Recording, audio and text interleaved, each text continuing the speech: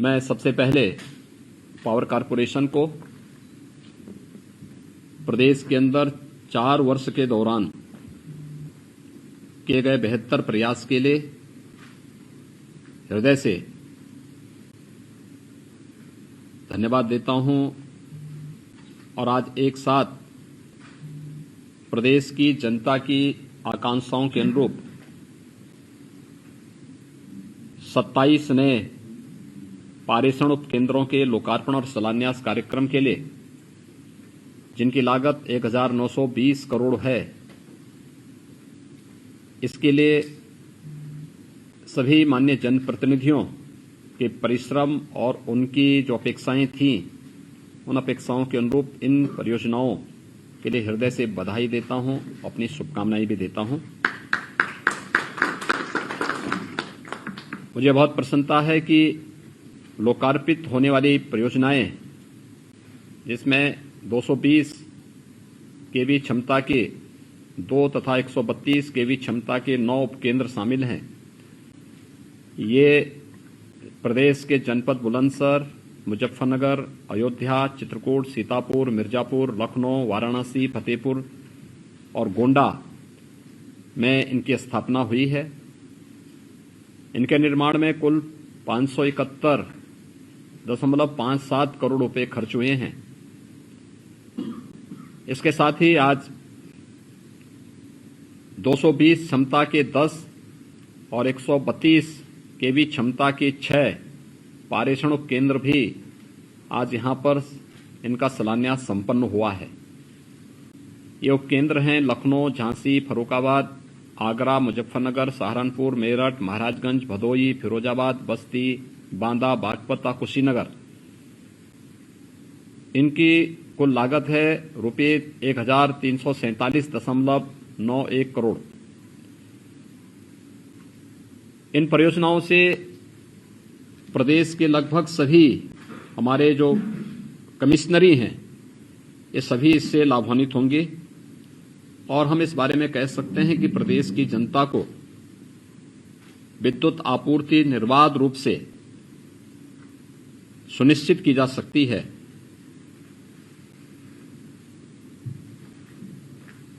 प्रदेश के अंदर जो सबसे बड़ी बात है कि विगत 4 वर्ष के दौरान ये हर व्यक्ति इस बात को स्वीकार करता है कि बिना भेदभाव के विद्युत की आपूर्ति पूरे प्रदेश के अंदर किया गया और उसका एक रोस्टर तय किया गया। जिला मुख्यालयों को हम लोगों ने 24 घंटे तक विद्युत की आपूर्ति की है सम विषम परिस्थितियों में। तहसील मुख्यालयों में 20 से 22 घंटे तक की विद्युत की आपूर्ति किया गया है और ग्रामीण क्षेत्र में भी 18 से 19 घंटे की विद्युत की आपूर्ति है। उत्तर प्रदेश आबादी के हिसाब से सबसे बड़ी आबादी का राज्य है।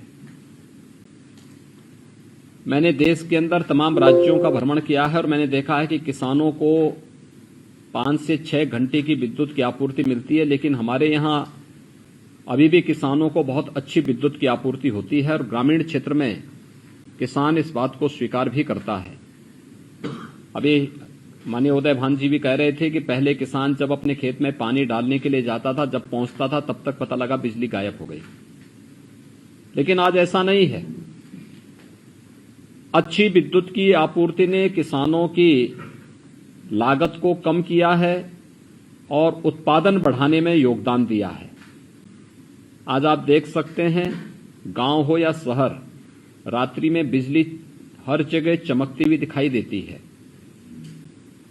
जहां एक और पावर कारपोरेशन ने यह काम किया, वहीं साथ ही साथ यह भी सुनिश्चित किया कि आजादी के बाद भी, यानी आजादी के पहले तो कोई कल्पना नहीं करता था, लेकिन आजादी के बाद भी प्रदेश के अंदर एक बड़ी आबादी ऐसी थी जो जहां विद्युतीकरण नहीं हो पाया था। गांव ऐसे थे, 1,21,000 से अधिक गांवों में विद्युतीकरण का कार्य संपन्न हुआ और साथ साथ 1,38,00,000 उपभोक्ताओं को निःशुल्क विद्युत के कनेक्शन भी उपलब्ध कराने का कार्य पावर कॉर्पोरेशन ने इस दौरान किया। टोल फ्री नंबर जारी करके ट्रांसफार्मर्स के बारे में जो शिकायतें आती थी उनके निस्तारण की और उपभोक्ताओं से जुड़ी हुई समस्याओं के समाधान के लिए एक बेहतरीन कार्य प्रदेश के अंदर हुआ। आज उसके परिणाम हम सबके सामने हैं। हम लोग इस बारे में जानते हैं कि इन सभी प्रयासों के बेहतर परिणाम सामने आए हैं और पब्लिक इसको मुक्त कंठ से स्वीकारती भी है, लेकिन पब्लिक की अपनी अपेक्षाएं हैं। हमें समय के अनुरूप चलना होगा।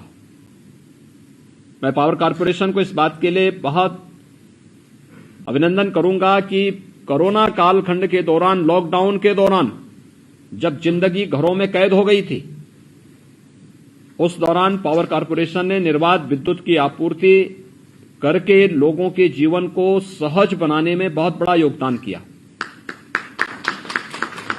ये जो योगदान था, प्रत्येक व्यक्ति जब घर में कैद हो गया था तो उस समय अगर बिजली नहीं होती क्या स्थिति होती, कल्पना कर सकते हैं। मई और जून के महीने में।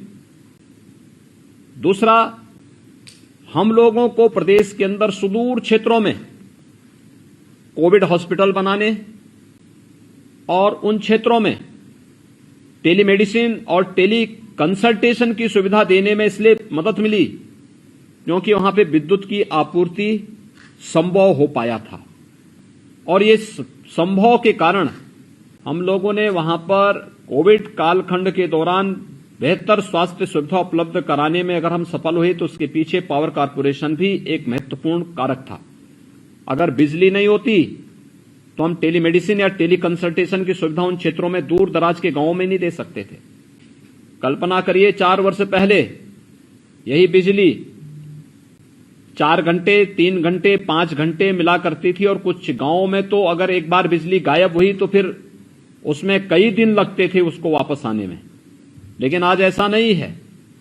ये जो चेंज हुआ है, इस चेंज को हमें स्वीकारना होगा और इसके बारे में बोलना भी होगा, इसके लिए प्रोत्साहन भी करना होगा, पब्लिक को इसके बारे में जागरूक भी करना होगा।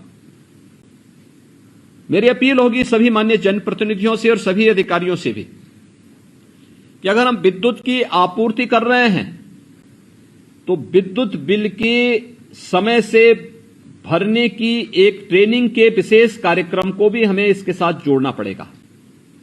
देखिए, आप देखते होंगे इस समय मोबाइल फोन के तमाम ऑपरेटर काम कर रहे हैं।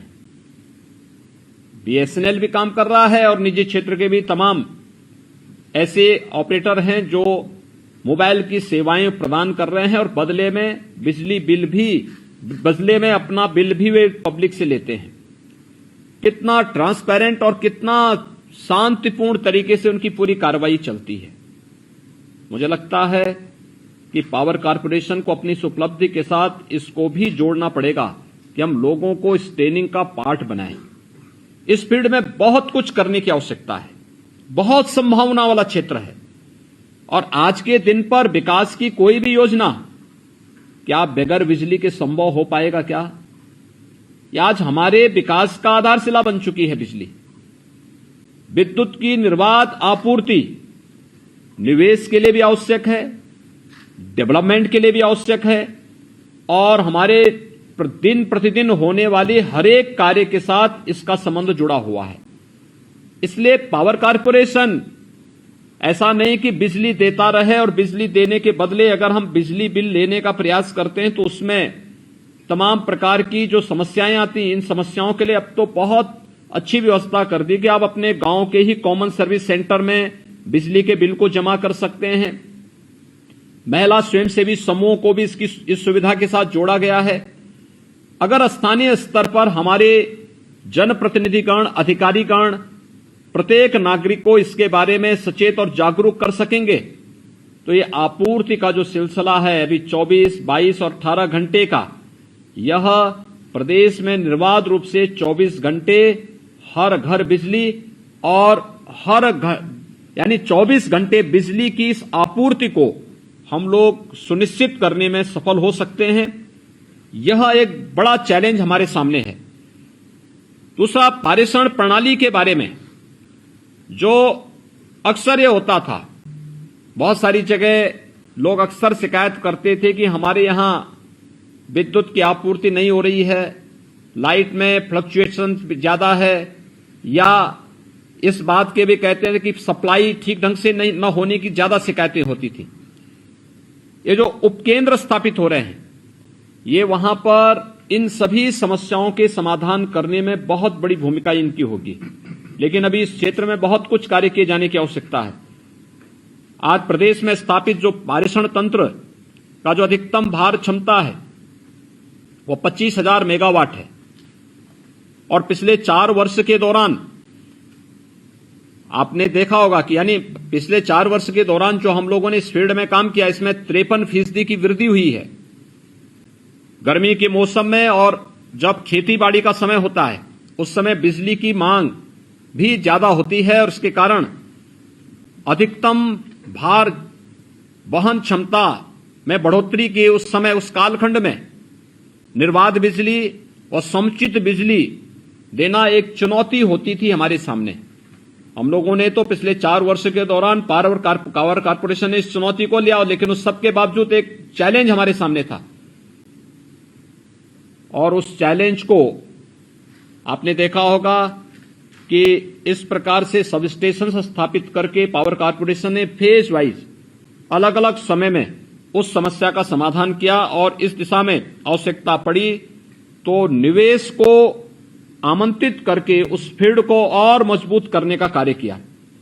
आज मुझे प्रसन्नता है कि 6,100 करोड़ रुपए की लागत से जो पारेषण परियोजनाओं का पीपीपी मोड पर भी कार्य किया जा रहा है, और प्रदेश के अंदर 400 केवीए से उच्च प्रकृति के पारेषण कार्यों को भी पीपीपी मोड में संपादित करने के लिए आगे की कार्रवाई भी तेजी के साथ बढ़ाई जा रही है। मेरा आप सबसे अपील होगा कि पावर कारपोरेशन के जो ये सकारात्मक प्रयास हैं, इस सकारात्मक प्रयास में प्रदेश के हर एक तबके को जोड़ना पड़ेगा। अगर हमें आदरणीय प्रधानमंत्री जी के आत्मनिर्भर भारत की परिकल्पना को साकार करना है,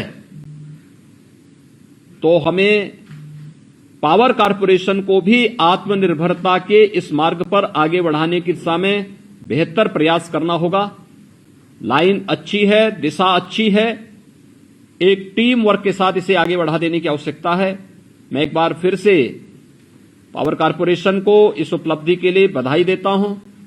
माननीय जनप्रतिनिधियों की अपेक्षाओं के अनुरूप सब स्टेशंस और उनके यहां पावर सप्लाई की जो निर्बाध आपूर्ति करने में पावर कारपोरेशन सफल हुआ है, मैं इसके लिए माननीय जनप्रतिनिधियों को, उस क्षेत्र की जनता को, जहां के लिए आज ये सब स्टेशन लोकार्पित हुए हैं, उन सबको मैं हृदय से बधाई देता हूं, अपनी शुभकामनाएं देता हूं और विश्वास व्यक्त करता हूं कि हम इस सकारात्मक पहल को और तेजी के साथ आगे बढ़ा सकेंगे।